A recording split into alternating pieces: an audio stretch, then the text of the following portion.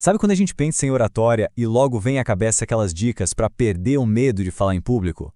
Bom, hoje a gente vai muito além disso.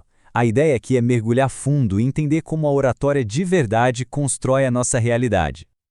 Porque a primeira imagem que vem na cabeça é essa, né? A de uma performance. A gente aprende um monte de técnica para projetar a voz, controlar os gestos e, claro, para dar um jeito naquele frio na barriga. É visto como uma habilidade, algo que a gente tem que dominar, aperfeiçoar.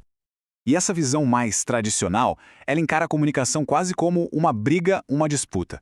É um modelo bem vertical, sabe, de cima para baixo. A lógica é, quem fala melhor, domina. Quem argumenta melhor, vence o debate. Mas e se tiver um outro jeito de olhar para tudo isso? Ok, então vamos entrar de cabeça nisso. A base da nossa análise traz uma metáfora muito boa, a ideia de que existem dois mundos. Pensa assim, a Terra 1 é esse mundo antigo da comunicação como poder, que constrói pirâmides e hierarquias. Agora, a Terra 2 já é outra história. É o nosso mundo, um mundo que tece redes. E aqui a comunicação não é mais sobre poder para dominar, e sim sobre potência. O que é isso? É a capacidade de criar, de conectar, de construir realidades, junto com os outros. E é aqui que está o pulo do gato, a ideia central que vai guiar a gente. A linguagem não é só um espelho que reflete o mundo. Não mesmo. Ela é a ferramenta que a gente usa para construir o nosso mundo, todos os dias, a cada palavra que a gente escolhe. Para entender isso de verdade, a gente precisa primeiro se entender, né? Essa mudança toda de perspectiva força uma pergunta bem fundamental. No fundo, que tipo de comunicadores a gente é? E olha, a resposta talvez não seja a que a gente imagina. É que tanto a filosofia quanto a psicanálise mostram uma coisa curiosa. Antes de sermos animais que pensam, que são racionais, nós somos animais que imitam.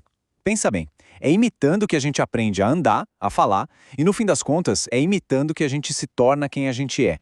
Para essa ideia ficar mais clara, tem um conto do Kafka, lá de 1917, que é perfeito. A história começa assim: um macaco é capturado na África e jogado numa jaula bem pequena dentro de um navio. O destino dele parecia já estar escrito, um zoológico em algum lugar da Europa. Só que ali, dentro da jaula, ele fica observando os marinheiros, os captores dele. E aí ele tem uma sacada genial. Ele entende que não tem como escapar sendo um macaco. A única saída, a única mesmo, era se tornar justamente aquilo que o prendia, um humano. E aí ele começa o processo. Começa a imitar tudo. O jeito de beber, o jeito de cuspir, o jeito de andar. E o final da história é o que mostra o poder disso tudo. Quando o navio chega na Europa, o destino dele não é mais o zoológico. De jeito nenhum. Ele ficou tão bom na imitação, mas tão bom, que acaba sendo contratado para se apresentar nos palcos. Vira um artista famoso. Ou seja, ele não só copiou uns gestos, ele literalmente imitou um novo futuro, uma nova realidade para si mesmo. Então a gente entende que a imitação é bem mais do que só copiar. É um mecanismo fundamental de aprendizado, de adaptação, de construção da nossa própria identidade. A psicanálise, inclusive, tem um nome para isso: identificação.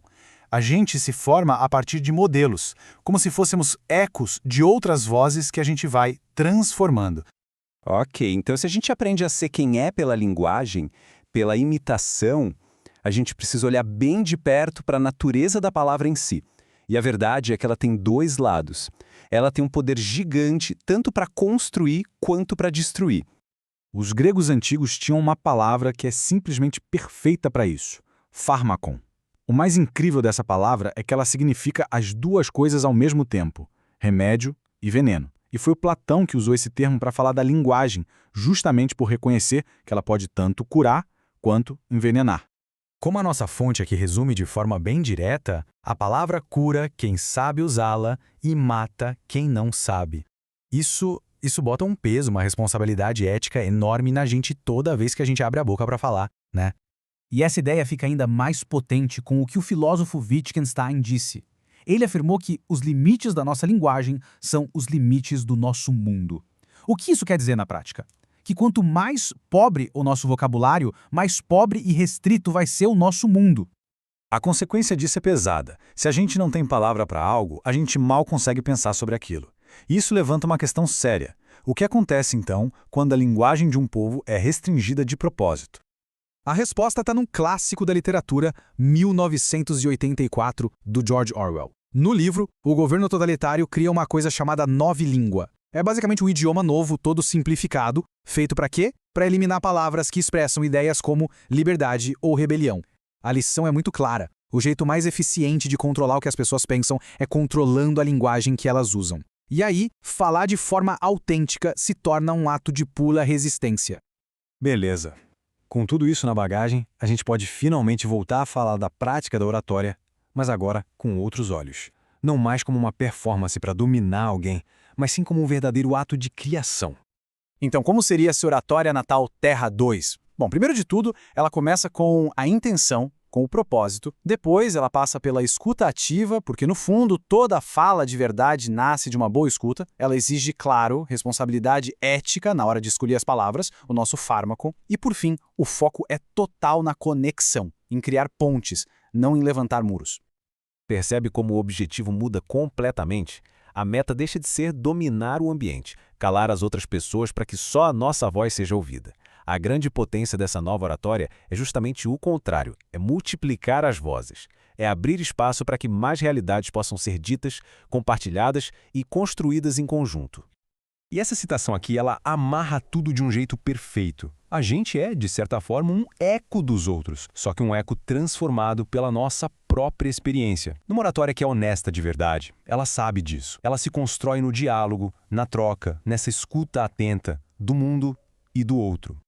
E para fechar, a gente fica com uma pergunta que não é só para bonito não, é um convite real à reflexão. Se toda palavra que a gente usa tem esse poder todo de curar ou de ferir, de construir ou de destruir, a grande questão é: que mundo as nossas palavras estão ajudando a criar agora mesmo?